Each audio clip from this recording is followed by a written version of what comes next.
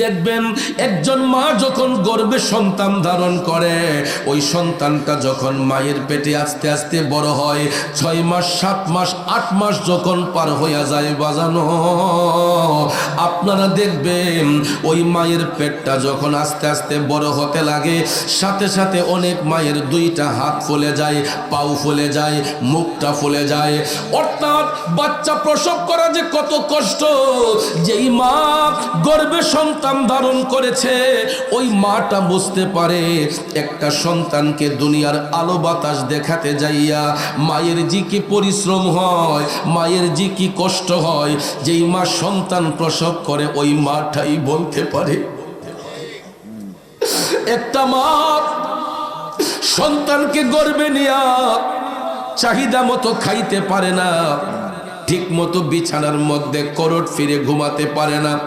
ডান করটে গেলে মায়ের ভয় লাগে, বাচ্চার গায়ে জানি আঘাত লাগে।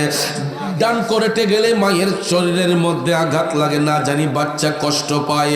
এই সন্তানকে গর্ভে ধারণ করে অনেক মা আছে বিছানার মধ্যে আরাম করে শুইতে পারে না। বন্ধুরে, শুধু তাই নয়, ভূমিষ্ঠ হওয়ার আগে দেখবেন অনেক মায়ের হাত ফুলে যায়, পাও ফুলে যায়, মুখটা ফুলে যায়, সারাটা শরীরের মধ্যে পানি চলে আসে, ঠিক কিনা বলেন? শুধু তাই নয়, 10 মাস 10 দিন যখন পার হয়ে যায় তখন দেখবেন ওই সন্তানটা দুনিয়ার আলো বাতাস যখন দেখবে, অনেক মা বোনদের যখন প্রসব ব্যথা শুরু হয়ে যায়, আমার দয়াল নবী হাদিস শরীফের মধ্যে বলছেন প্রসব ব্যথাটা এমন একটা ব্যথা, পৃথিবীটা কিয়ামত হলে যেই রকম মনে হয় সন্তান প্রসবের সময় দুঃখিনী মায়ের কাছে ঠিক সেই রকম মনে হয়। আল্লাহু আকবার। কারণ 10 মাস 10 দিন মায়ে গর্ভে দিছে ঠাই, রক্ত মাংস খায়া মায়ের ভবে আইলাম ভাই, ভূমিষ্ঠ হইয়া আমি উঠিলাম কাম দিয়া, শান্ত করিল মায়ে বুকের দুধ দিয়া। ওরে মায়েরও প্রসবের কালে বুক ভেসে যায় নয়ন জলে রে,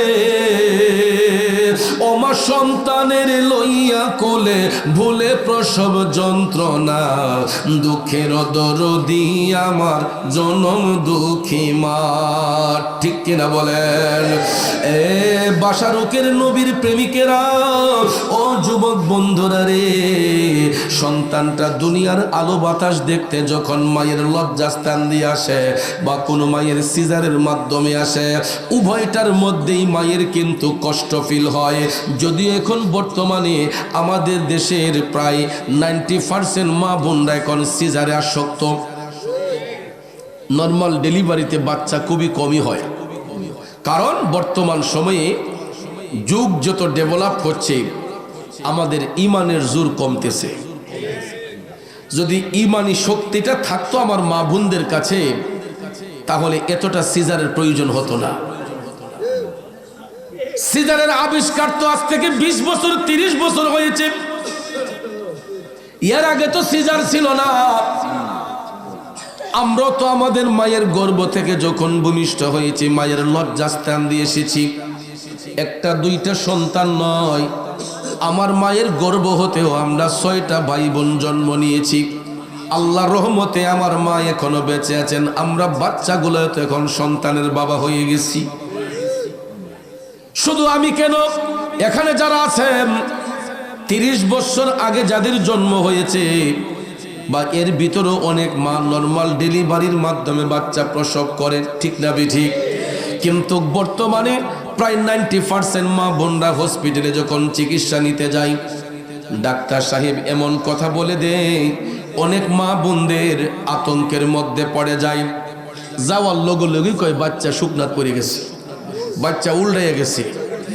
শতকরা 95% রোগী হসপিটালে গেলে ডাক্তার সাহেবরা এই কথাই বলে, একটা কমন ডায়লগ, বাচ্চা উল্টা হয়ে গেছে, তাড়াতাড়ি এটা সিজার করতে হবে, 24 ঘন্টার মধ্যে সিজার না করলে রোগী বাঁচানো যেত না। বলে কি বলে না? আমার বাবাজিরা এটা শোনার সঙ্গে সঙ্গে আমরা ভয়ের মধ্যে পড়ে যাই। কিন্তু সৃষ্টি তত্ত্ব নিয়ে একটু গবেষণা করবেন, বাচ্চা আবার উল্টা হয় কেমনে? কারণ বাজান আমার বন্ধুরা আমার, উল্টা হতেও পারে। কারণ মায়ের গর্ভে সন্তানটা পৃথিবী যেই রকম গোলাকার চক্কর দেয়, মায়ের গর্ভে সন্তানটাও এই রকম ঘুরতে থাকে।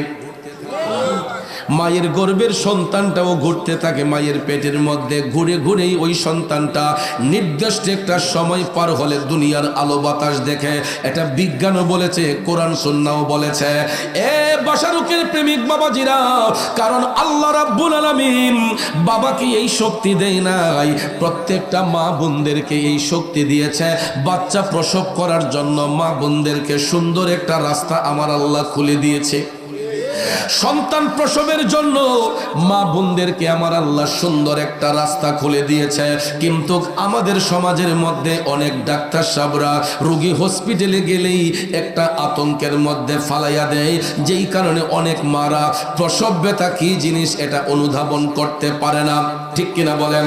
কারণ সিজারের আগে পেটটা যখন কাটবে, কাটার আগে কিন্তু প্রত্যেকটা মাদের কোমরের মধ্যে এনেস্থেসিয়া দেওয়া হয়, একটা ইনজেকশন পুশ করা হয় বাবা। এই ইনজেকশনের পাওয়ারটা 3-4 ঘন্টা এই মায়ের খবরই থাকে না। শুধু 3-4 ঘন্টা নয়, একটা মায়ের জীবন নষ্ট হয়ে যায় এই এনেস্থেসিয়ার কারণে। একটা মহিলার জীবনটা ঝুঁকির মধ্যে পড়ে যায়। 2-3টা বাচ্চা যদি প্রসব করে, তারপরে কয় আর নেওয়া সম্ভব হবে না। কারণ সৃষ্টিগতভাবে একটা, কৃত্রিমভাবে একটা, এটা তো কাইটা বাচ্চা বার করা হয়, ঠিক না বেঠিক? নাভির নিচ দিয়া 1বার 2বার 3বার যদি কাটে, আর কয়বার কাটবে রে বাবা? এই জন্য একবারও যদি কাটে, বাচ্চা যখন সিজারের মাধ্যমে দুনিয়ার আলো বাতাস দেখে, একটা মার জীবন কিন্তু অর্ধেক বরবাদ হইয়া যায়। অল্প বয়সে মেয়েগুলা জীবনের ঝুঁকি নিয়ে চলতে হয়। একটা ভাতের ডেকসে আলগাইতে পারে না, একটা ভারী বোঝা জিনিস আলগাতে পারে না, ঠিক না বেঠিক? এই সিজারে বাচ্চা হলে 40 দিন পর্যন্ত রান্নার ঘরেই যাওয়া নিষেধ, ঠিক না বেঠিক? নর্মাল ডেলিভারির মাধ্যমে একটু কষ্ট স্বীকার করে যদি আমার মা বোনরা বাচ্চা প্রসব করতে পারে, ওই মাটাকেও আল্লাহ তাআলা অতি তাড়াতাড়ি সুস্থতার নিয়ামত দান করে। দেখা যায় 1 দিন 2 দিন পরেই ওই ভদ্র মহিলা রান্নার ঘরে যায় কাজকর্ম করতে পারে। যখন আল্লাহর খুদাই প্রদত্ত ভাবে, আল্লাহর দেওয়া ক্ষমতা বলে, লজ্জাস্থান দিয়ে, যখন মায়ের লজ্জাস্থান দিয়ে বাচ্চা যখন নর্মাল ডেলিভারির মাধ্যমে হয়, দেখা যায় 1-2 দিন পরেই মা সুস্থ হইয়া ঘরের কাজকর্ম করতে পারে। সিজারের মাধ্যমে বাচ্চা প্রসব করলে যদিও মা বোনদের একটু আরাম হয়, সাময়িক সময়ের জন্য একটু আরাম হলে সারাটা জীবন ঝুঁকির মধ্যে পড়ে যায়। অনেক মা কোমর নিয়ে নড়তে পারে না, নুইতে পারে না, একটা বাড়ি বোঝা কাজ করতে পারে না। তাইলে সংসার চলবে কিভাবে বলুন? আর ওই সিজারে বাচ্চা জন্মগ্রহণ দেওয়ার কারণে অধিকাংশ মারা বাচ্চাদের প্রতি দরদ থাকে না। আমার কথায় হয়তো অনেকের কষ্ট হবে, অনেক সময় দেখবেন সিজারে বাচ্চা প্রসব করার কারণে 1-2টা বাচ্চা রেখে অনেক মা পরকীয়া সম্পর্ক করে অন্য পুরুষের সাথে চলে যায়। বাচ্চার প্রতি দরদ থাকে না, মায়া থাকে না, থাকবো কেমনে? এই যে প্রসব ব্যথা, এটা তো ফিল করে নাই, অনুভব করে নাই, ইনজেকশন দিয়ে এই ব্যথাটাকে নির্মূল করে দিয়েছে, ঠিক কিনা কম? এই জন্য কবি বলেছেন, ওরে মায়েরও প্রসবের কালে বুক ভেসে যায় নয়ন জলে রে, ও মা সন্তানের লইয়া কোলে ভুলে প্রসব যন্ত্রণা, দুঃখের দরদি আমার জনম দুঃখী মা। এ বন্ধু আমার, আল্লাহ মাতা পিতার খেদমতের কথা এই জন্য বলেছেন, তাদের সঙ্গে উত্তম আচরণ করার কথা এই জন্য বলেছেন। আমরা মারে যেই কষ্ট দিছি, আমার নবী কামলিওয়ালা বলছেন, পৃথিবীটা কিয়ামত হলে যেই রকম মনে হয়, একটা বাচ্চা যখন দুনিয়াতে আগমন করে, মায়ের কলিজার মধ্যে যখন আঘাত করে, ওই মায়ের কাছে মনে হয় যেন পৃথিবীটা কিয়ামত হয়ে যাচ্ছে। আল্লাহু আকবার। এই জন্য কবি বলেছেন, তোমরা কোনোদিনও মা বাবার মনেতে কষ্ট দিও না। ওরে পৃথিবীতে মায়ের মতো আপন কেউ হবে না, পৃথিবীতে বাবার মতো আপন কেউ হবে না। তোমরা কোনোদিনও মা বাবার মনেতে কষ্ট দিও না। খারাপ লাগতেছে বাবাজিরা, একটু সামনে আগাইয়া বসুন, পিছনের ভাইদেরকে বসার সুযোগ করে দেন।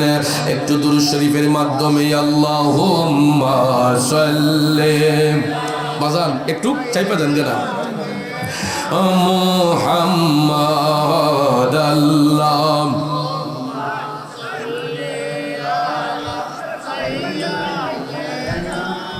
মুহাম্মাদ নাবিয়ানা। এই তো হয়ে গেল, জায়গা যেহেতু কম একটু চাইপা যান। আনা মুহাম্মাদ নাবিয়ানা ওলানা মুহাম্মাদ আল্লাহুম্মা সাল্লি আলা মাশাআল্লাহ মুহাম্মাদ নাবিয়ানা মাওলানা। এ বাশারুকের বাবাজিরা, আমার যুবক বন্ধুরা, গভীর মনোযোগ বলতেছিলাম কি, সন্তান যখন প্রসব করে রে, পৃথিবীটা কিয়ামত হলে যেই রকম মনে হয়, একটা মায়ের কাছে ঠিক সেই রকম মনে হয়। কিন্তু দেখেন, চিন্তা করে, এত কষ্ট দেওয়ার পরেও, এত আঘাত করার পরেও বাচ্চাটাকে যখন মায়ের কোলে দেয়া হয়, বাচ্চার মুখের দিকে মা যখন তাকায়, তখন দেখবেন শত কষ্ট ভুলে গিয়া মা মুখ দিয়ে একটা মুস্কি মুস্কি হাসি মারে। বাচ্চা দেখার সাথে সাথে ওই বাচ্চা কালো নাকি শ্যামবর্ণ নাকি ফর্সা, মা কিন্তু কোনো কালারের দিকে নজর করে না। মায়ের পেট থেকে সন্তানটা ভূমিষ্ঠ হওয়ার সাথে সাথে ডাক্তার সাহেব অথবা দাইমা যখন মায়ের কোলে বাচ্চারে দেয়, বাচ্চার মুখটা দেখার সাথে সাথে দেখবেন ওই মায়ের মুখ দিয়ে একটা মুস্কি হাসি বের হয়। এই জন্য আমার আল্লাহ বলতেছেন, ইম্মা ইয়াবলুগান্না ইনদাকাল কিবরা আহাদুহুমা আও কিলাহুমা ফালা তাকুল লাহুমা উফফিন ওয়ালা তানহারহুমা ওয়া কুল লাহুমা কাওলান কারীমা। তাআলা বলতেছেন, হে সন্তানেরা, মাতা পিতার দুইজনের কোনো একজন অথবা তাদের উভয়ে তোমাদের নিকট অসুস্থ হয়ে গেলে, বার্ধক্যের বয়সে চলে গেলে, তোমরা ওই মা বাবারে ধমকে দিয়া কথা বলিও না। কি দিয়া? ধমক দিয়া কথা বলিও না। তাদের সঙ্গে এমন আচরণ তোমরা কইরো না যাতে উফ শব্দটাও তারা ব্যবহার করে। আল্লাহ রাব্বুল আলামিন বলেন, সন্তান মা বাবার দুইজনের কোনো একজন অথবা তাদের উভয়ই তোমাদের নিকট অসুস্থ হয়ে গেলে, বার্ধক্যের বয়সে চলে গেলে, কোনোদিন ওই মা বাবাকে ধমক দিয়া কথা বলিও না, তাদের সঙ্গে তোমরা এমন আচরণ করিও না, উফ শব্দটা যাতে তারা ব্যবহার না করে। আল্লাহু আকবার। কারণ বার্ধক্য কখন আসে আমাদেরকে বুঝতে হবে। তাফসিরে রুহুল বয়ান প্রমাণ করেছে, বার্ধক্যটা তখনই আসে মানুষের চারটা কাল অতিবাহিত করতে হয়। একটা হলো শিশুকাল, একটা যৌবনকাল, আর একটা কিশোরকাল, একটা যৌবনকাল, আর একটা বৃদ্ধকাল। শিশুকাল, কিশোরকাল, যৌবনকাল, বৃদ্ধকাল, এই চারটা কাল অতিক্রম করতে হয় প্রত্যেকটা নারী পুরুষকে। বাচ্চা যখন ছোট থাকে তখন সে অবুঝ থাকে, তারপরে যখন কিশোর হয় তখন দেখবেন পরিবারের হাল ধরে না, খেলাধুলা নিয়ে ব্যস্ত, বাবা রুজি করতেছে, খাইতেছে, কথা কোন ঠিক কিনা। এরপরে যৌবনে আমাদের মধ্যে আরেকটা টেনশন আসে, যখন আমাদের যৌবন চলে আসে তখন দেখবেন অভিভাবকরা, গার্জিয়ানরা আমাদেরকে দাম্পত্য জীবন কাটানোর জন্য আমাদেরকে বিবাহের বন্ধনে আবদ্ধ করে আমরা যখন জোয়ান বয়সে সংসার জীবনে যাই, তারপরে দেখবেন সাংসারিক জিন্দেগি করতে করতে সন্তানাদি আবার হয়ে যায়। এইগুলাকে মানুষ করতে করতে আবার মা বাবারা বার্ধক্যে চলে যায়, বৃদ্ধির কোটায় চলে যায়। ঠিক কিনা বলেন? বয়স যখন 60 হয়, বয়স যখন 60, 65, 70, 80 হয়ে যায়, তখন দেখবেন অনেক মা বাবাদের মেজাজটা একটু স্ট্রং হয়ে যায়। অনেক অভিভাবকদের মেজাজটা কি হয়? স্ট্রং হয়, গরম হয়। দেখবেন বৃদ্ধকালে মানুষের রাগ বেড়ে যায়। ঠিক না ঠিক? এটা ওনার দোষ নয়, কারণ বার্ধক্য যখন চলে আসে তখন আস্তে আস্তে তাদের স্মৃতিশক্তি হ্রাস পায়, ব্রেন বিবেক আস্তে আস্তে কমতে থাকে।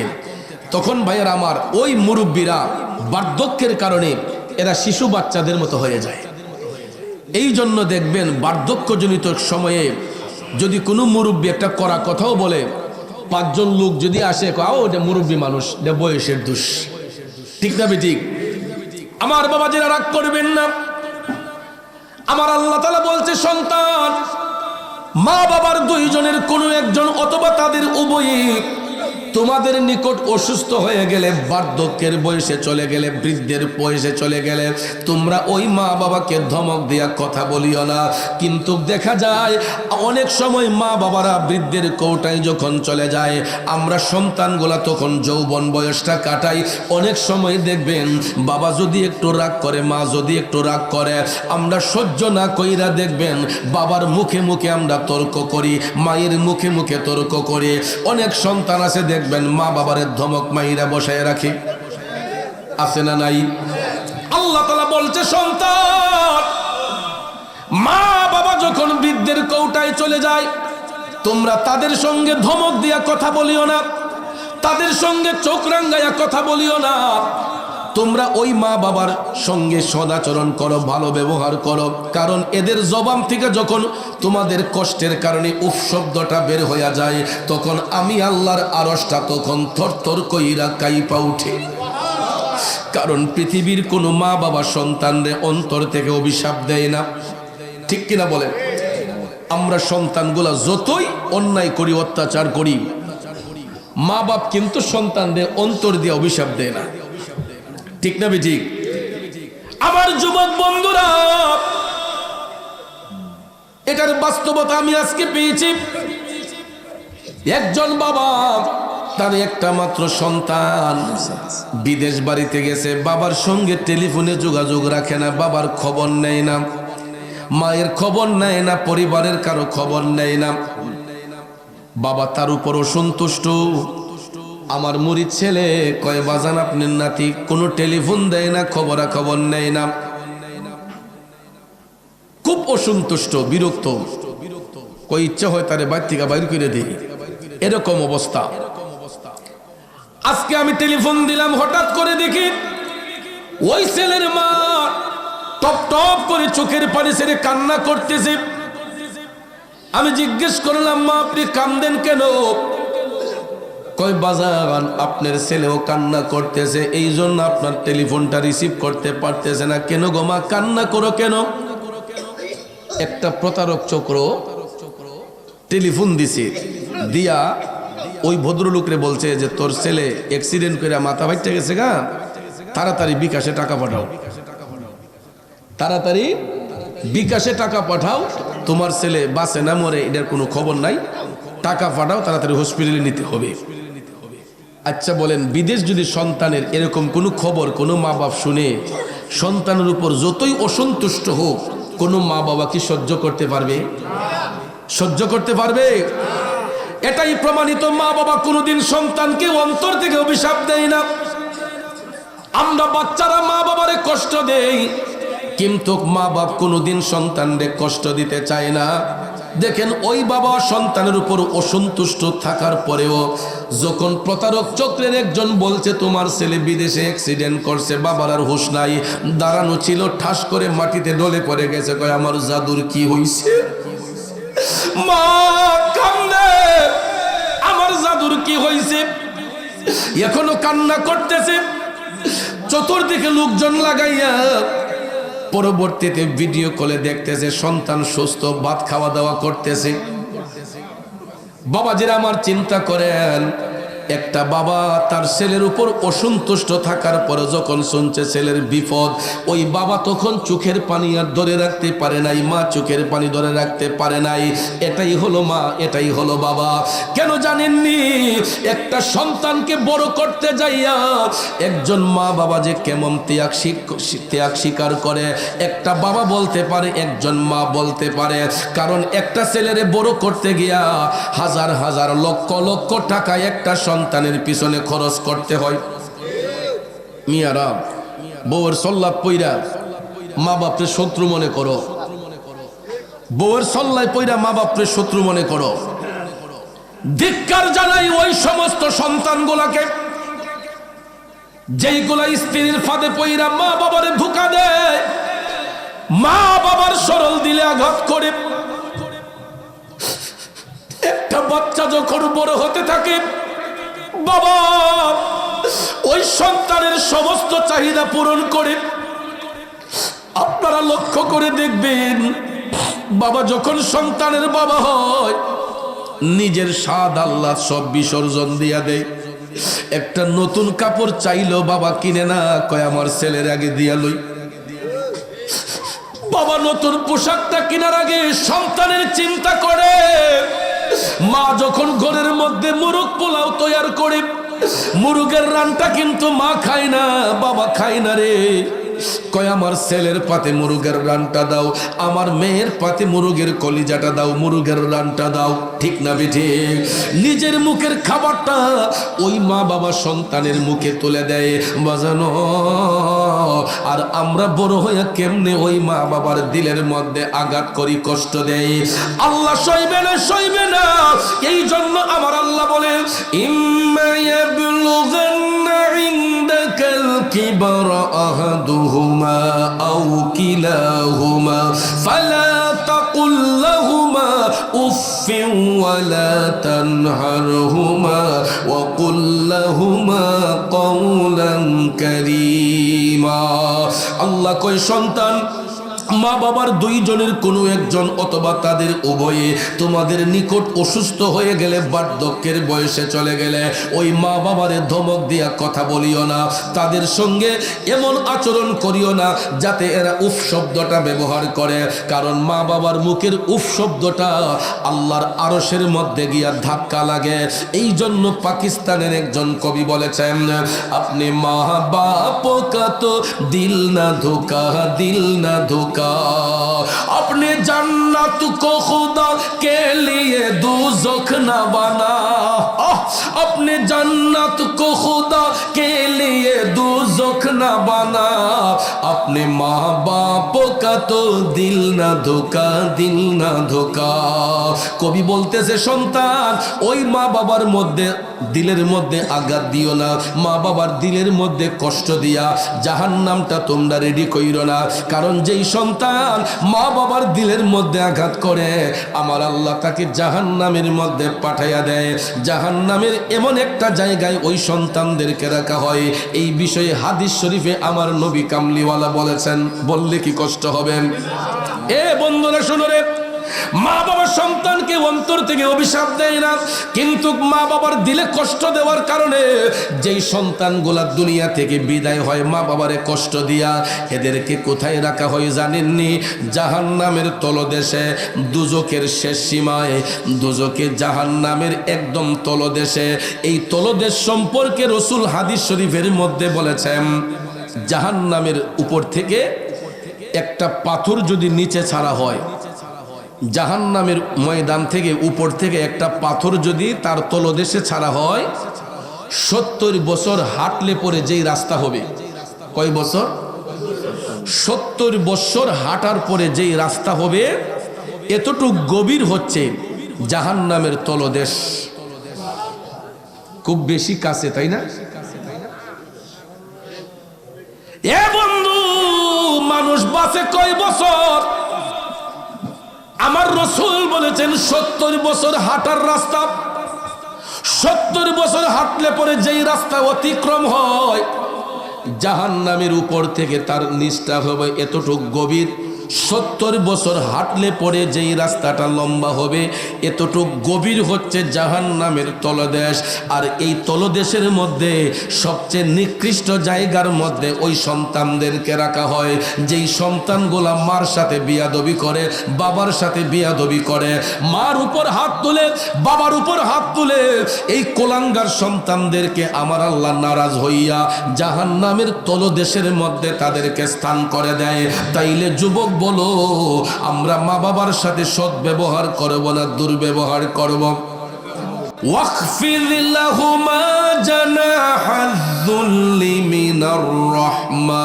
আল্লাহ কই সন্তান নম্রতার বাহু বের করে দিয়া মা বাবার সেবার মধ্যে মাশগুল হইয়া যাও, চোখ রাঙ্গাইয়া তাদের সঙ্গে তোমরা কথা বলিও, দুই হাত বের করে মা বাবার সেবা করো। কারণ তারা যখন বার্ধক্যের বয়সে চলে যাবে তোমরা তাদেরকে নিজেদের সন্তান বানিয়ে ফেলো।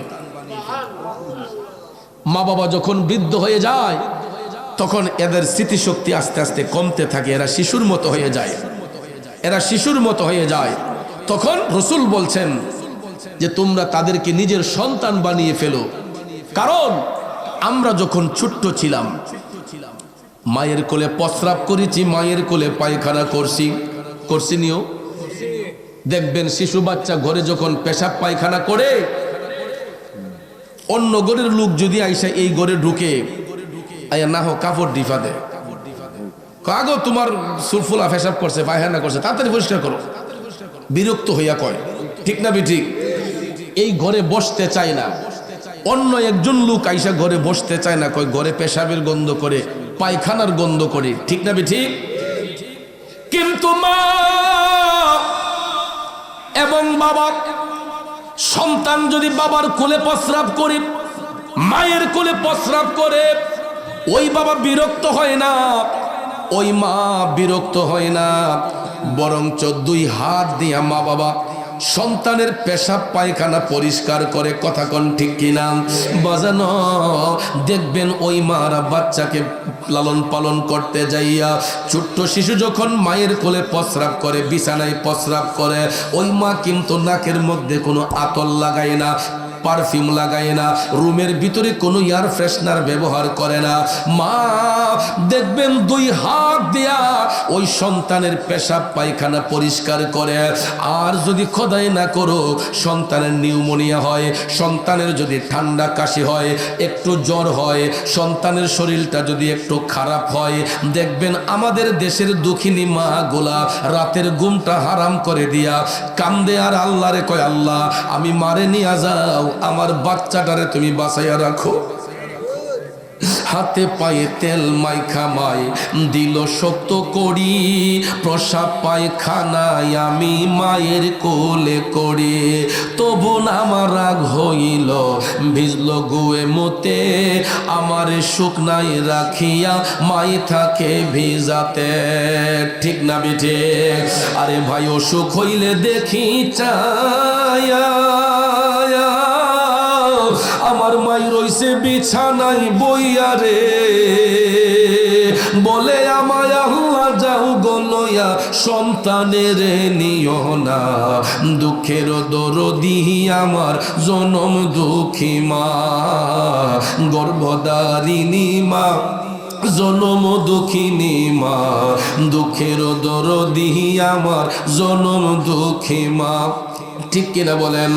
আমার যুবক বন্ধুরা, সন্তান যদি ঠান্ডা কাশি হয়, সন্তানের শরীরটা যদি একটু খারাপ হয়, দেখবেন ওই মাটা পাগলিনীর মতো হইয়া যায়। ওই মা দেখবেন বাচ্চাকে সুস্থ করার জন্য আল্লাহর ডাক দিয়ে কয়, আল্লাহ আমারে নিয়ে যাও, আমার জাদুরে তুমি সুস্থ করে দাও, আমারে নিয়ে যাও, আমার জাদুরে তুমি সুস্থ করে দাও। বন্ধুরে, এই রকম শুধু আমার মা নয়, সমাজের প্রত্যেকটা সন্তানের মা তার বাচ্চার জন্য এই রকম জীবন বাজি রাখতে চাই, ঠিক না বেঠে? আমি বাস্তবতা থেকে বলতেছি, গতকালকেও আম্মারে যখন টেলিফোন দিলাম, আমার মা অসুস্থ, ডায়াবেটিসের রোগী, প্রেসারের রোগী। আজকে কিছুদিন যাবত আমার শরীরটা ভালো না, ঠান্ডা কাশি, গলা ব্যথা, এই কারণে প্রোগ্রাম করতে আমার একটু কষ্ট হয়। কিন্তু এটা তো আর আপনারা বুঝবেন না। আপনারা তো অপেক্ষায় আছেন মুরাদ চৌধুরী সাহেব আসবে এত তারিখে বাসারো গ্রামে, এই গ্রামে, সেই গ্রামে। মানুষের একটা প্রিপারেশন, হুজুরের ওয়াজ শুনবো। যদি বক্তা অসুস্থতার কারণে নাও আসে, এটা কিন্তু কমিটিও বুঝবে না, পাবলিকও বুঝবে না। পরে বলবে যে হুজুরের দাওয়াত রাইখা আসছে না, কেউ এই দুঃখ বুঝবে না। কিন্তু মা সন্তানের কণ্ঠস্বর শুনেই বোঝা যায় সন্তানের শরীরটা কেমন। আমি যখন আম্মার সাথে টেলিফোনে কথা কই, আম্মা কই ফুতরে তোমার নাকটা মনে হয় বন্ধ হয়ে আছে, কিরে ফুত ঠান্ডা লাগছে নাকি, কাশি হইছে নাকি। অনেক সময় আম্মা টেনশন না করার জন্য শুধু শুধু মিথ্যাও বলি যে আম্মা না, ঠান্ডা না, কাশি না, সুস্থই আছি। এরপরও মা কয় না রে ফুত তোমার গলাটা কেমন কেমন লাগে। আপনাদের মাহফিলে ঢোকার আগেও আমি আমার মার সাথে কথা বললাম, দেখেন আম্মা কত সুন্দর পরামর্শ দিয়া কই ফুত ঠান্ডাটা তো মনে এখনো কমে নাই, গলার মাঝে ঠান্ডা কাপড় দিয়া, গরম কাপড় দিয়া রাখো, ঠান্ডা থেকে বাঁচার জন্য চাদরটা সব সময় গলায় পেঁচাইয়া রাখো, শীতের কাপড়টা সব সময় পরে রাখো, পায়ের মধ্যে মোজা রাখো। দেখেন এই কথাটা কিন্তু ঘরের স্ত্রীও বলে নাই, কিন্তু আমার মা প্রতিদিন টেলিফোন দিয়ে এটা বলে কুফুত সব সময় শীতের কাপড়টা শরীরে গায়ে দিয়ে রাখো, সব সময় শীতের কাপড়টা গায়ে দিয়ে রাখো, নাকটা সব সময় মাস্ক লাগাই রাখো, বন্ধ রাখো। কারণ এই চিন্তাটা একমাত্র মাই সন্তানের জন্য করে। ঘরের স্ত্রী মাস শেষে বলবে টাকা দাও, টাকা শেষ হয়ে গেলে বলবে পয়সা দাও। শরীরটা কেমন আছে এটা বলার সুযোগ নাই, এটা বলার সময় নাই। তাদের দরকার শুধু সংসারের খরচপাতি, কথা কোন ঠিক না বেঠিক। কিন্তু মা সংসারের খরচপাতি লাগার সাথে সাথেও ওই মাকে কই ফুত তোমার শরীরটা কেমন, সুস্থ আসেনি, ফুত তোমার শরীরটা কেমন, ভালো আসেনি। এটা শুধু আমার মা নয়, প্রত্যেকটা সন্তানের মা তার বাচ্চা যদি রোগাক্রান্ত হয়, অসুস্থ হয়, দেখবেন নিজের জীবনটাকে বাজি রাইখা সন্তানকে সুস্থ করার জন্য আল্লাহর কাছে হাজারি করে, কান্নাকাটি করে। এই জন্য যুবক ভাইয়ার আমার, আল্লাহ রাব্বুল আলামিন কোরআনে পাকে বলছেন ওয়াখফিদ লাহুমা জানাহাযুল্লি মিনার রাহমা। সন্তান দুই হাত বের করে দিয়া মা বাবার সেবার মধ্যে মাশগুল হইয়া যাও। চোখ রাঙ্গাইয়া ওই মা বাবার সঙ্গে তোমরা কথা বলিও না, চোখ রাঙ্গাইয়া মা বাবার সঙ্গে খারাপ বিহেভ করো না। কারণ বাবাজিরা আমার, বন্ধুরা আমার, আমরা যেই রকম ছোট্ট ছিলাম আমাদের মা বাবারা দুই হাত দিয়ে আমাদের প্রস্রাব পায়খানা পরিষ্কার করেছে, আমাদেরকে আদর সোহাগ ভালোবাসা দিছে।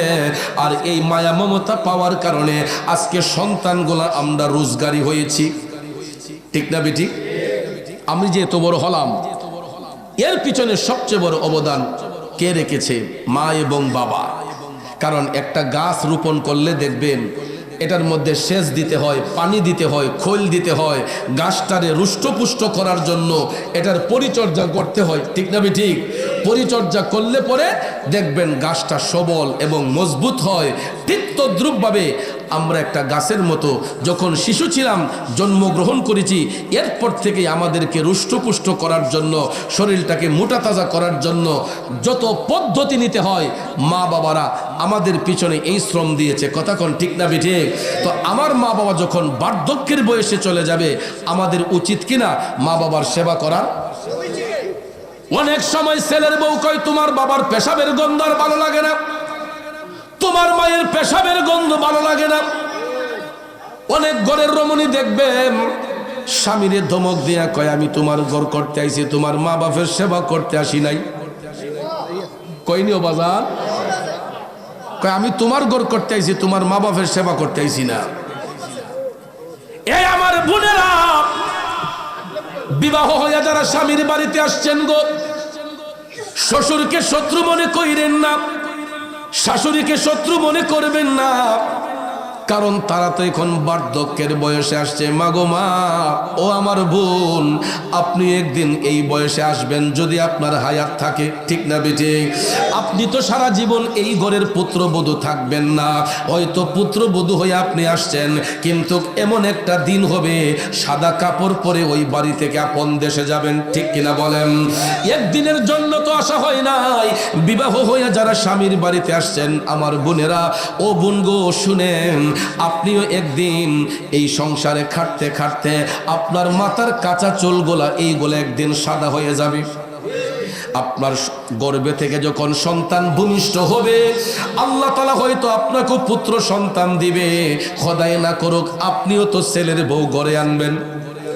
তখন তো আপনার আর এই জোয়ান কি থাকবে না, এই বাহাদুরি থাকবে না, থাকবে এগুলা, এই দেমাক অহংকার থাকবে না। কারণ রূপের অহংকার চিরদিন থাকে না, ঠিক না বেঠিক? বন্ধুরা আমার, বাবাজিরা, গভীর মনোযোগ। এই চামড়া এখন হয়তো একটু টান টান, কিন্তু কালের বিবর্তনে এই চামড়াগুলা একদিন কুচকুচ হয়ে যাবে, এই চামড়াগুলা একদিন জমাট হয়ে যাবে। তাকাইয়া দেখেন আমার বাবাদের চেহারার দিকে, মাথার চুলগুলা সাদা হয়ে গেছে, দাড়িগুলা পেকে গেছে, চামড়াগুলা আস্তে আস্তে লুজ হয়ে যাচ্ছে। কিন্তু এই ভদ্রলোকরা, আমার মুরব্বী চাচারা, একদিন তাদের চুলের ফিতাগুলা কত সুন্দর ছিল, তাদের হ্যান্ডসাম কত মজবুত ছিল, এরা কত সুন্দর পোশাক পরেছেন, কত যৌবনের শক্তি নিয়া মাথার চুলগুলা ভাঁজ করে রাস্তাঘাটে চলাফেরা করেছেন। এখন ইচ্ছে থাকা সত্ত্বেও কি ওই জায়গায় আর ফিরে যাওয়া যাবে? দিন গেলে আর দিন পাবে না, দিন গেলে আর দিন পাবে না, ভাটাই যদি লই যৌবন, থাকতে খোদা প্রেম সুধা পান করো রে পাগল মন, থাকতে খোদা প্রেম সুধা পান করো রে পাগল মন। এ আমার বোনেরা রে, আমি এই জন্য কথাটা বলছি, শ্বশুরকে শত্রু মনে করবেন না, শাশুড়িকে শত্রু মনে করবেন না। এরাও একদিন আপনার মতো জোয়ান ছিলেন, এরাও একদিন আপনার মতো জোয়ান ছিলেন, তাদের চুলগুলা কাঁচা ছিল, তাদের মাথার ফিতাগুলো সুন্দর ছিল, এদের শরীরের মধ্যে রঙিন কাপড় থাকতো, কত চাকচিক্য নিয়ে তারাও চলাফেরা করতেন। আজকে হয়তো তারা বৃদ্ধের কৌটায় আসছে। আমার বোনেরা, সারা জীবন তো আমরা বৃদ্ধের, আমরা জওয়ান থাকবো না, আমরাও একদিন বৃদ্ধের কোটায় যেতে হবে, ঠিক না বেঠিক? কথাই কথা মনে হয়ে যায়। আমি চেয়ারম্যান সাহেবের ছেলে তো, আমার আব্বা মাঝে মধ্যে বিচার বৈঠকও গেলে অনেক নজিরা দিতেন। চেয়ারম্যান সাহেবরা তো বিচার বৈঠকও বইলে এরা বিভিন্ন কিচ্ছা কাহিনী কইত, ঠিক না বেঠিক? তো এখন কথা একটা মনে পড়ছে, কইলাম 20 বছর চেয়ারম্যান আমার আব্বা, একটা না, আল্লাহ রহমতে সততার সহিত। তো ভাইয়ের আমার, তা আব্বা শ্বশুর এবং শাশুড়ি এবং বৌমার একটা দরবার বাঙ্গাইতে বলে গেছিল। তো এই কথাটা একদিন বলছিল, আমি শুনছিলাম। তো এক শাশুড়ি, তার একটা মাত্র ছেলে, একমাত্র ছেলে রে সে রূপ সুন্দরী কদুরমা দীক্ষা বিয়ে করেছে। তো আমরা দেশে তো আবার মানুষরা ওই কালা বিডিয়াত পছন্দ করে না, বিয়া চাইতে গেলে আমার ছেলে সৌদির টাইছে, দুবাই টাইছে, ঠিক না বেটি? অত টিয়া বেতন ফা, বেডিলা টোল ফিগার হইতেইব, লম্বা হইতেইব, চামড়াটা সুন্দর হইতেইব, ঠিক না বেটি?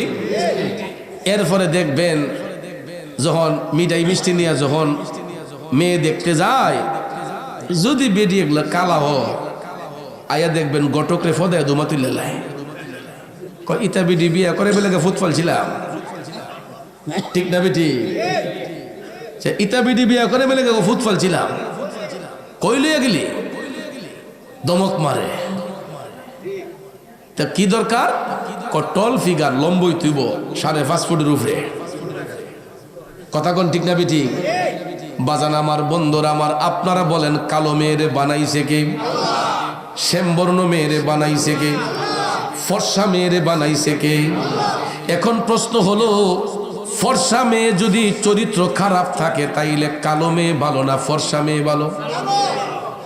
কালো মেয়েটার যদি চরিত্র সুন্দর হয়, আখলাক সুন্দর হয়, তাইলে তো ফর্সা মেয়ের চাইতে কালো মেয়েটাই ভালো। তাইলে কালো মেয়ে বানাইছে আল্লাহ, তাই বলে কি আল্লাহর কোনো অভিযোগ আছে ওই মেয়ের উপরে? এই মেয়ের কোনো অভিযোগ আছে আল্লাহর উপরে? কারণ আমার আল্লাহ এক একটা মানুষরে এক একটা রূপ দিয়া বানাইছে বাজান। আপনার হয়তো কালো মেয়ে পছন্দ হয় নাই, কিন্তু তার জন্য আমার আল্লাহ জোড়া মিলাই রাখছে। কথা কোন ঠিক না বেঠিক?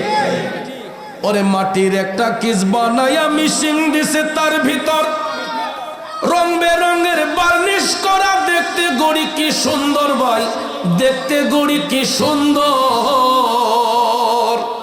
এ বাসারুকের বাবাজিরা, কোনো মানুষ সাধারণ নয়, প্রত্যেকটা মানুষ অসাধারণ। কারণ আল্লাহ তাআলা যারে যেই রূপ দিয়া বানাইছে পৃথিবীতে, ওই রূপের কোনো মানুষ আমার আল্লাহ আর দ্বিতীয় একজন বানাই নাই। গভীর মনোযোগ, ঘটকরে ডাক দেয়া কয় একটা রূপ সুন্দরী কদুর মানবি। তা আমরা দেশে দেখবেন এরকম কিছু রূপ সুন্দরী কদুর মা আছে, এরার মুখের মাঝে মধু, অন্তরে বিষ। এমন কিছু বিড়ি আছে না? বিয়া হইয়া শ্বশুর বাড়ি আইলে পরে দেখবেন স্টার জলসার সিনেমা এরা গেছে আর মানে মুখ দিয়া মধু দিয়া দেখবেন তিলে চাইলে ডাইলে সব দেলায়, আর অন্তর দিয়া হালি কয় কেমনে আলগ হইতাম, কেমনে যুদ্ধ হইতাম। ঠিক না ঠিক? হালি ফোন দিবি সারে। কথা কোন ঠিক না ঠিক? আজকা গজব হইব, অনেক মা বোনরা অভিযোগ করবো যে তা কইবার লাগে হুজুর আনছিলা। কারণ এলাকার ফুলাফানে কয় হুজুর আপনি আইলে মা বোনদের খুশি হয় যে আপনি গজল কন, জিকির কন, এই জন্য মা বোনরা দিত আসলে 100 টাকা দেয়, 500 টাকা। আমার মনে হয় আজকার ওয়াজের পরে আর 100 টাকা দিত না। দিলে দেখ, না দিলে নাই, সুন্দর কথা। ও আমার বোনেরা, আল্লাহ কুমুরুন, সত্য কথা তিতা, কিন্তু সত্যটারে ভালোবাসবেন। দেখবেন এই দেশের মধ্যে কিছু কিছু রূপ সুন্দরী কদুর মাছে মুখ দিয়া দেখবেন তিলে চাইলে ডাইলে সব দিয়া দেয়, আর অন্তর দিয়ে হালি কয় বেড়া মরে না খেরে, বেডি মরে না খেরে। কথা কোন ঠিক না বিঠি? পুরা মোনাজাত লিয়ে বই জায়গা তাড়াতাড়ি জাগা। ঠিক নিও বাজান? ওই ভদ্র মহিলা তার ছেলেকে বিবাহ করার জন্য একটা রূপ সুন্দরী কদুর মানছে, আনার পরে দেখা যায় চামড়া সুন্দর কিন্তু অন্তর অন্ধকার, মুখে মজা অন্তরে বিষ। তো ওহনে না বাজান, গড়ে গড়ে শাওয়ার, ওয়াশরুম, গোসলখানা, কত সুন্দর পরিবেশ। কোনো এক সময় তা ছিল মানুষে গাতলার মাঝে বেড়া দিয়া গোসলখানার মধ্যে গিয়ে অনেকে গোসল করছে পুকুরে। ঠিক না ঠিক? তো বাজান ওই শাশুড়ি একদিন বৌমারে শখ করিয়া কইতেছে, কয় মাগো আয়ো না বিডি ফুসকুনি গোসল করিয়া গিয়া পরিব একসাথে। তে মুখের মাঝে মজা না, আচ্ছা আম্মা ঠিক আছে চলেন। তে গেছে পরে পুকুরে গোসল করতো। এখন মুরব্বী মানুষ শাশুড়ি কয় গো বৌমা ও বিডি আমার ফিটলা একটু গোসা দো না। গোসলে গেছে শাশুড়ি বৃদ্ধ মা, বউ ওরে কইছে, ছেলের বউরে কইছে ফিটটা একটু গোসা দেও।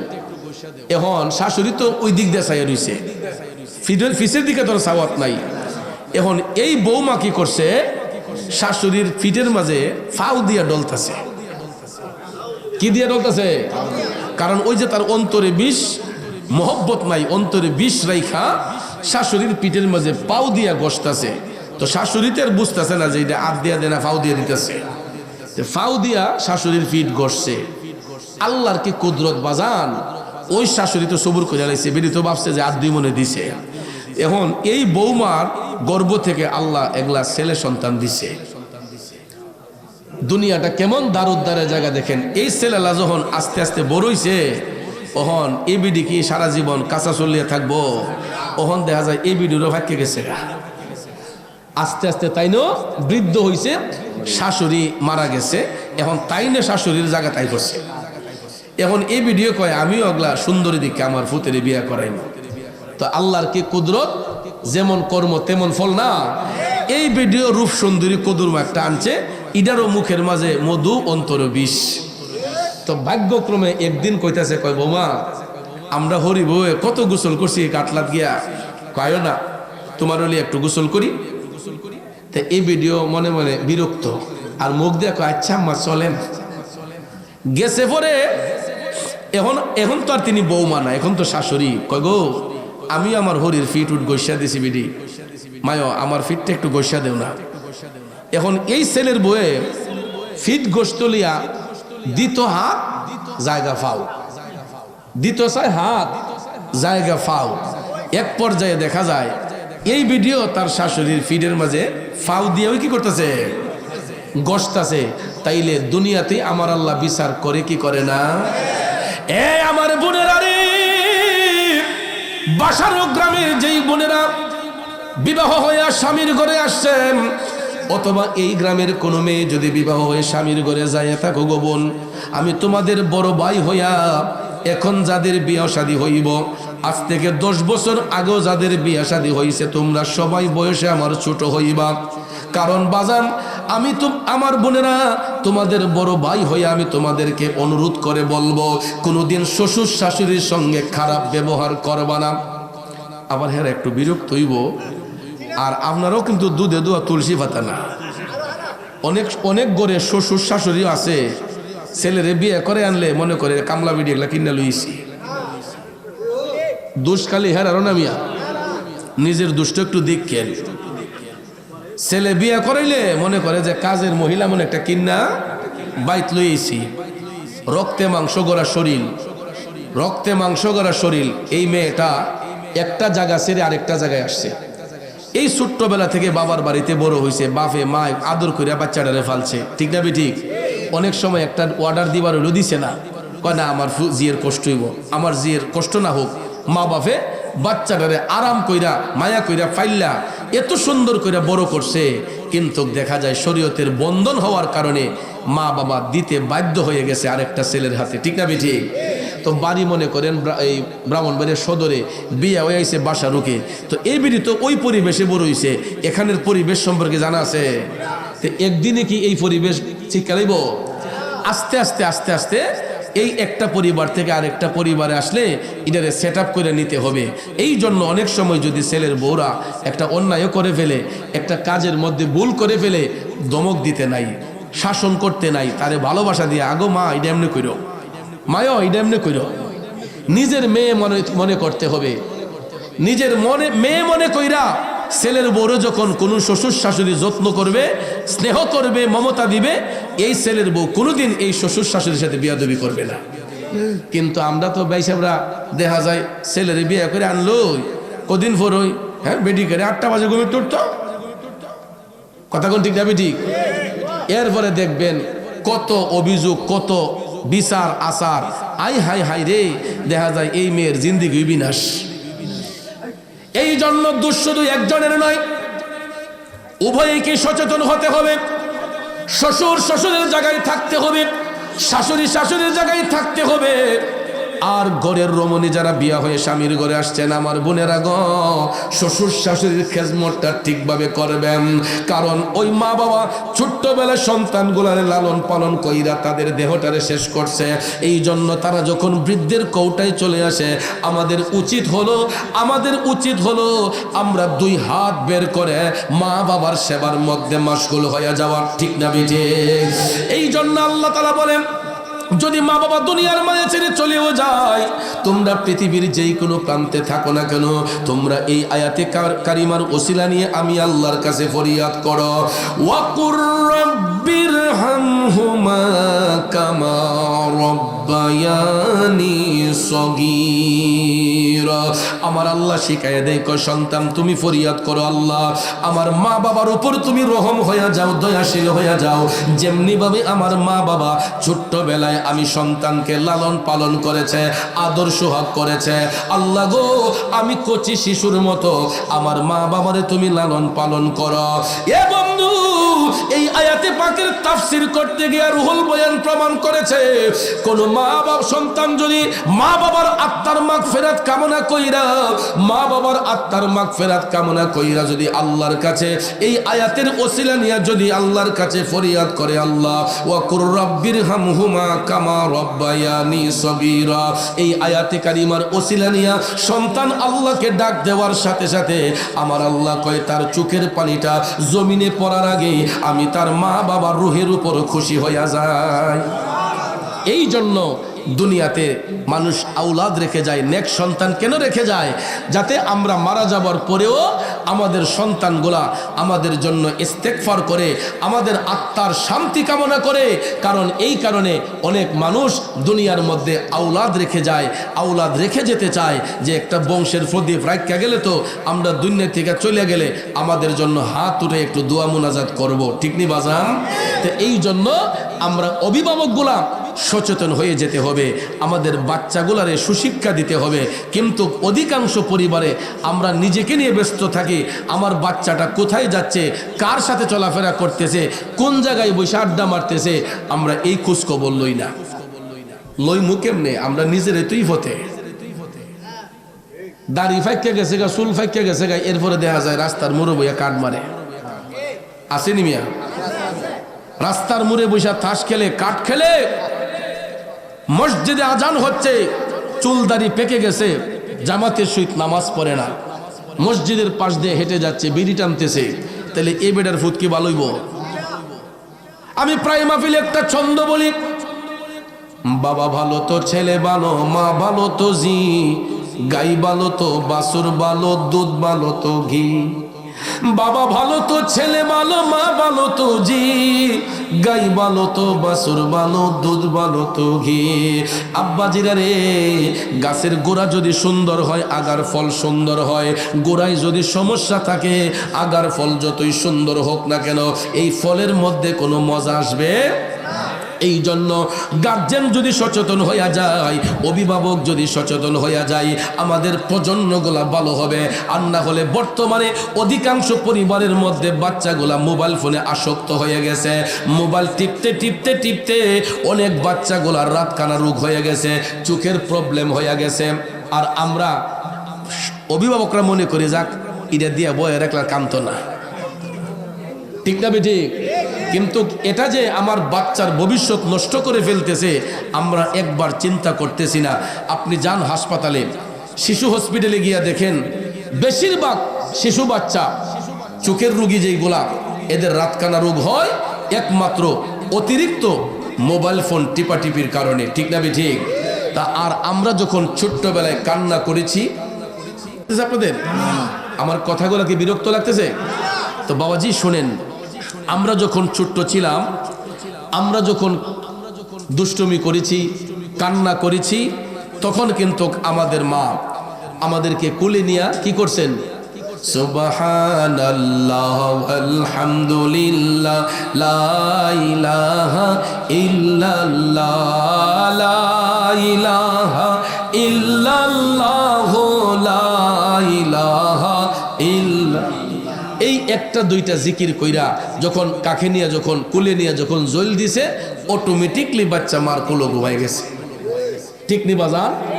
বাচ্চা কান্না করতেছে, খাবারের জন্য খিদা লেগেছে, মা যখন কোলে নিয়ে দুরূদ শরীফ পড়ছে, জিকির কইরা যখন জল দিয়া বাচ্চার মুখে খাবার দিছে, 2-3 নলা খাইয়া এই বাচ্চা মার কোলে ঘুমাইয়া গেছে। কথা কোন ঠিক না ঠিক?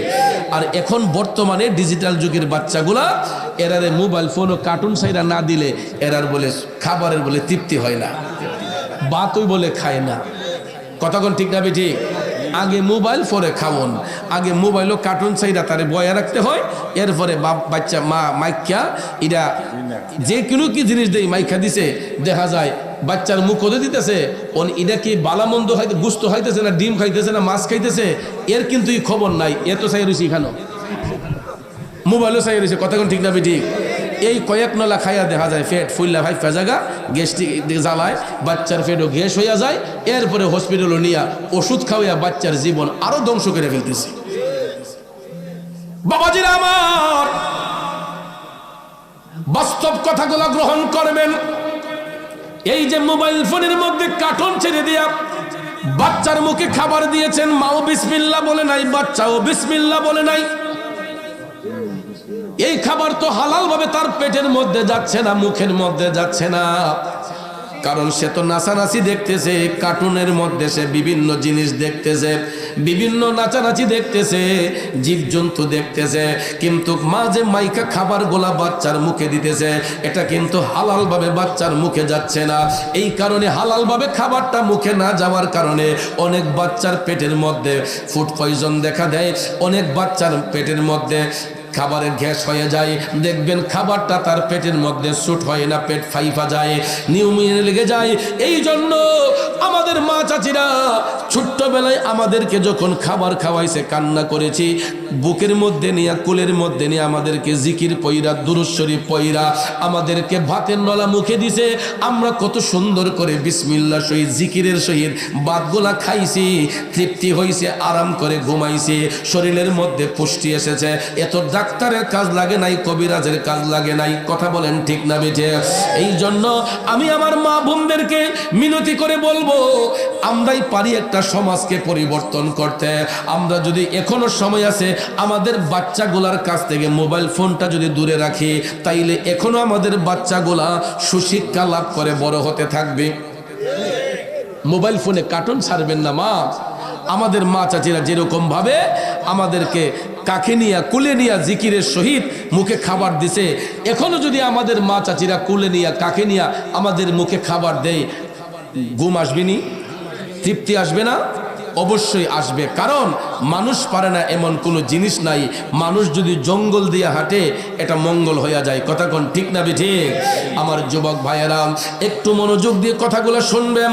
আমার মা বোনদেরকে আমি অনুরোধ করে বলবো, শুধু মাহফিল ওয়াজ শুনলেই চলবে না, ওয়াজটা শুই না যদি কথাগুলো আমল না করি তাইলে এই ওয়াজ শোনার ফায়দা কি? এই জন্য হয়তো আজকে এখানে 100-150 মা আছেন, এই 100-150 মায়ের মধ্যে হয়তো 50টা মায়ের শিশু বাচ্চা আছে, 20টা মায়ের শিশু বাচ্চা আছে, 20টা না থাকুক, একটা মায়ের শিশু বাচ্চাও যদি থাকে, ওই মাটা যদি তার বাচ্চার প্রতি সুদৃষ্টি দেয়, আমি ওদম পাপির কথাটা যদি কাজে লাগাইয়া মোবাইল ফোন থেকে দূরে সরাইয়া, বাচ্চা 1বার 2বার কানবে, 3বারের বেলায় আর কানবে না। মোবাইল না দিলে 1বার 2বার কানবে, 3বারের বেলায় কানবে না। কথা কোন ঠিক না বেঠিক? এরপরে দেখবেন অটোমেটিকলি মার অনুকূলে চলে আসবে, মার জির সাথে বাচ্চা জিকির করবে। এরকম ভাবে বাচ্চার মুখে খাবার তুলে দিলে ওই বাচ্চা বড় হইয়া মা বাবার সাথে বিয়াদবি করবে না, চোখ রাঙ্গিয়ে কথা বলবে না, ফাহশাই কথা বলবে না, অশালীন কথাবার্তা বলবে না। কথা বলেন ঠিক কিনা?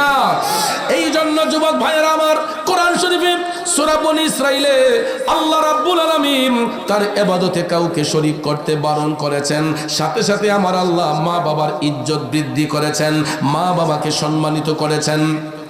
আপনাদের কষ্ট হইতেছে? যুবক ফুলাফানি কইতেছে জিকির করবার লাগিয়া। ভাইয়ার আমার শুনেন, জিকির তো করতেই হবে, কারণ আলা বিযিকরিল্লাহি তাতমাইন্নুল কুলুব, যেই কালবের মধ্যে আল্লাহর জিকির থাকে এই কালবকে আমার আল্লাহ প্রসারিত করে দেয়। তো জিকিরও দরকার আছে, ওয়াজেরও তো দরকার আছে, খালি জিকির করলেই হবে না, ওয়াজও দরকার আছে, ঠিক না ঠিক? তো জিকির যুবকরা আবদার করেছে, অবশ্যই আমি করব। করবেন না আপনারা? কারণ আমার জিকির তো ভাইরাল হয়, করিয়ে খালে ইদারে নিচে আরে খালে। কথা কোন ঠিক না? জিকির করছি আল্লাহর মহব্বতে, আল্লাহকে রাজি খুশি করার জন্য। দেখা যায় আমার জিকির লইয়া ট্রল কইরা আমার নামে তহমত দিয়া আমারে বলে, আমি বলে বন্ড। আচ্ছা দেখেন, আমি যে এই যে এখন প্রায় 1.5 ঘন্টার উপরে আমি কথা বলে ফেলতেছি, 1.5 ঘন্টা সময় আমি কথা বললাম, ওয়াজ করলাম মাতা পিতার খেদমত নিয়ে। তা আমার এই ওয়াজগুলা গেল কই?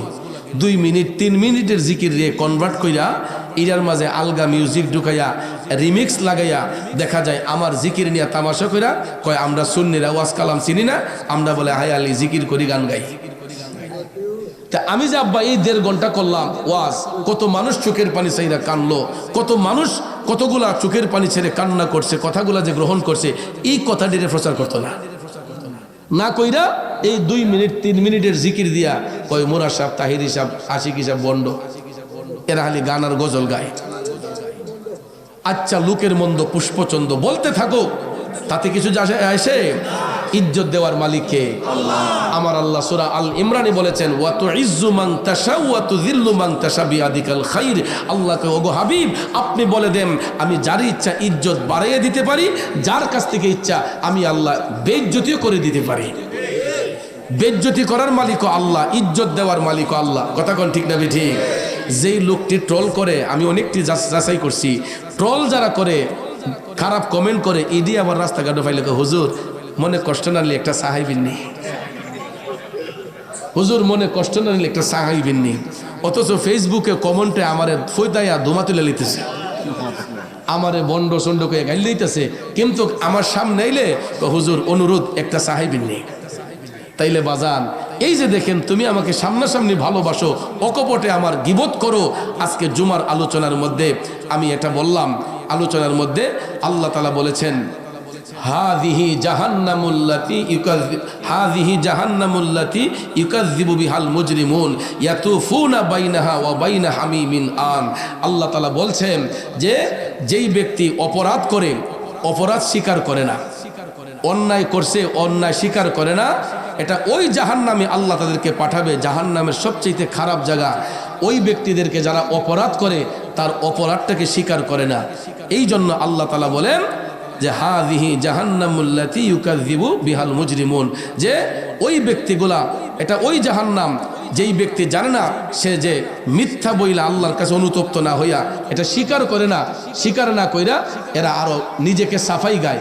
এই জন্য কোনো মানুষ সম্পর্কে গীবত কইরা ভাইয়ের আমার আল্লাহর কাছে অনুতপ্ত হয়ে যাবেন, অনুতপ্ত হয়ে যাবেন যে না আল্লাহ আমি এটা ভুল করেছি, আমি অপরাধ করেছি, এটা আমার উচিত নয়।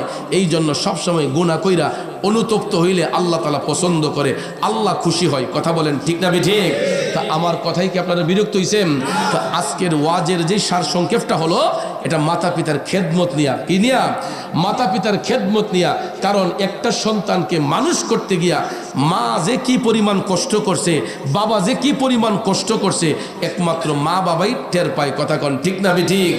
এই জন্য আমার ভাইয়েরা বন্ধুরা, একজন কবি চমৎকার ভাষায় বলেছেন ল্যাংরায়া তোর কানা খোরা হইলে পরে ছেলে দোলা যাইরা তবু মায়ে টান দিয়া লয় কোলে। এ পুত্র যদি কুপুত্র হয় মায়ে নাহি ঠেলে, হাজার দোষ রাখিয়া গোপন সন্তানের পালে। কবি শাহ আলম ভেবে বলে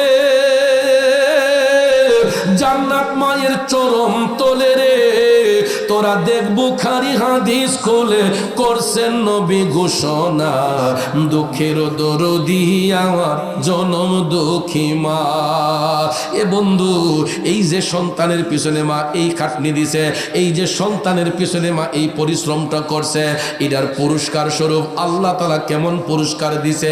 হাদিস শরীফে আমার নবী কামলিওয়ালা ওই মায়ের ইজ্জত, মায়ের প্রশংসা বৃদ্ধি করে যাইয়া এই কথাটা রাসূল বলছেন। আমার নবীর কাছে একজন সাহাবী আসলো, উনি আয়েশা বলতেছে ইয়া রাসূলুল্লাহ, নবী গো আমি যদি আমার মায়ের চেহারার দিকে মহব্বতের নজরে তাকাই, নবী গো আল্লাহ তাআলা এর বিনিময়ে আমাকে কি দান করবে? সুবহানাল্লাহ কোন বাজান, আমরা যে হজ কইরা আসি, উমরা হজ বলেন, বড় হজ বলেন, এখন তো বড় হজ করতে গেলে কমপক্ষে 6 থেকে 7 লাখ টাকা লাগে, লাগে না? আচ্ছা বলেন তো, হজ কইরা আইসা কোনো হাজী সাহেব কি গ্যারান্টি দিতে পারবে যে আমার হজটা কবুল হইছে না? কবুল হইছে এটা গ্যারান্টি দিতে পারবে?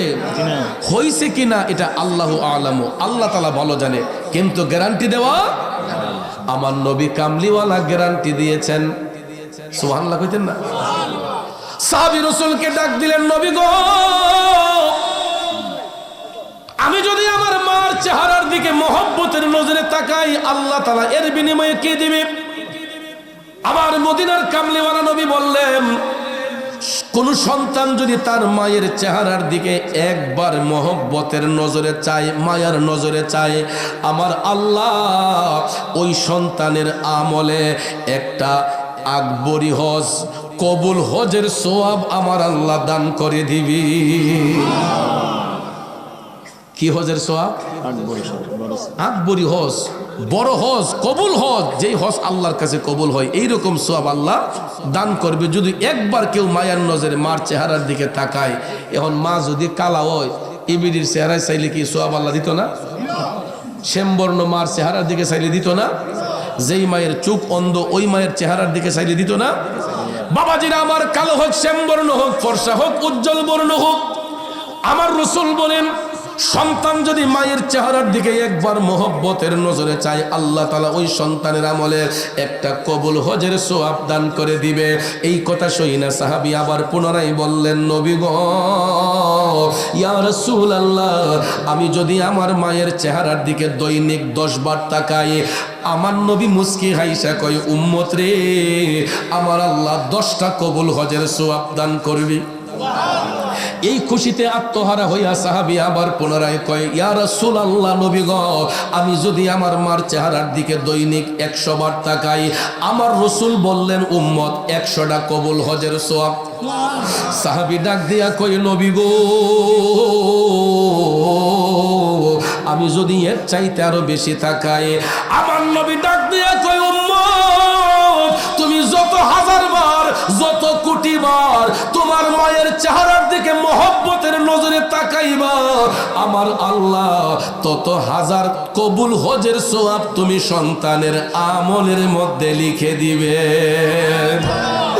এই জন্য কবি বলেছেন, ওরে মা ডাকটি কত মধুর জানে যে সবাই, মায়ের একটু আদরেতে কি যে শান্তি পাই রে, কি যে শান্তি পাই।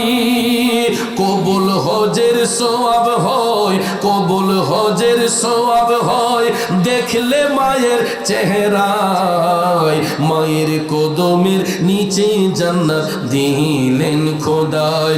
আমার মায়ের মতো আপন জন, মায়ের মতো আপন জন ত্রিভুবনে নাই, মায়ের কদমের নিচে জান্নাত দিলেন খোদায়ে, মায়ের কদমের নিচে জান্নাত দিলেন খোদায়। ঠিক কিনা বলেন এ বন্ধু? তাইলে মায়ের এত ইজ্জত, এত মর্যাদা আমার আল্লাহ দিয়েছেন, আমার নবী বাড়াইয়া দিয়েছেন। তাইলে ওই মা বাবার খেদমত করা দরকার আসেনি?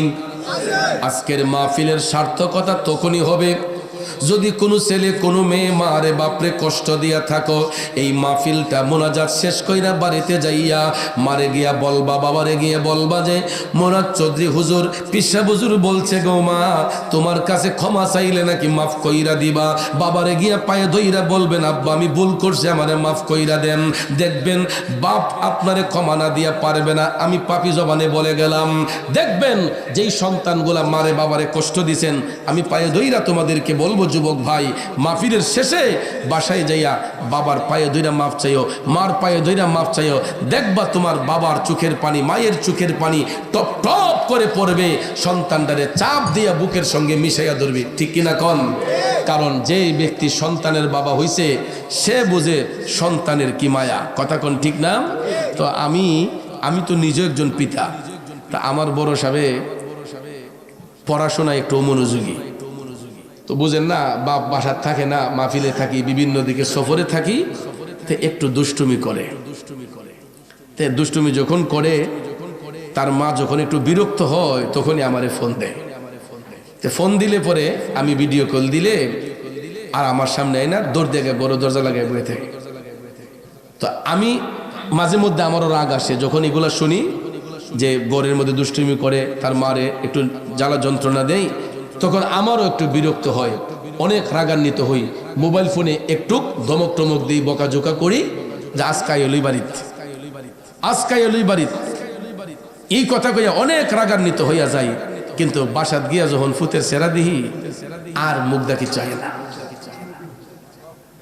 ছেলের চেহারার দিকে যখন তাকাই তখন তো আর দমক হয় না, তারে যে একটা কড়া করে কথা বলবো এটাও আমার মুখ দেয় না। তাইলে দেখেন পিতা কারে কয়, শুধু আমি কেন, আপনারাও তো সন্তানের বাবা হয়েছেন। ছেলে মেয়েরা যতই অন্যায় অত্যাচার করুক, ফুলা যদি সামনে আই পড়ে আর কি বাজান মারতে মন চায়, তারে কিছু কইতে মন চায়। তাইলে আমরা সন্তানগুলা বুঝবো না কেন? আমরা সেই দিন বুঝবো যেই দিন আফসোস করব মা বাবা চলে যাবে দুনিয়া ছেড়ে, ওই দিন যুবকরা আফসোস করবে, আহারে কি করলাম কি করলাম, বাবার সাথে বিয়াদবি, মার সাথে বিয়াদবি। এই জন্য থাকতে যুবক ভাই চিনে ফেলো, মা বাবার খেদমত করবা, মা বাবার কল্যাণে দাবিত হবা, তাইলে দেখবা মা বাবার রুহ তোমার উপরে খুশি হবে। আজকে এই মাহফিল হওয়াতে শুধু আমরাই খুশি না, এলাকার কবরবাসীর রুহগুলো আরো বেশি বেশি খুশি। এলাকার কবরবাসীর রুহগুলো অপেক্ষা করতেছে কখন তার সন্তানগুলা হুজুরের সাথে হাত উঠাইয়া বলবে ওয়াকুর রাব্বির হামহুমা কামা রব্বায়ানি সগীরা। এই কথাটার অপেক্ষায় কবরবাসীরা অপেক্ষমান, এরা অপেক্ষায় অধীর যে আমরা কখন সম্মিলিতভাবে মুনাজাত কইরা তাদের আত্মার মাগফিরাত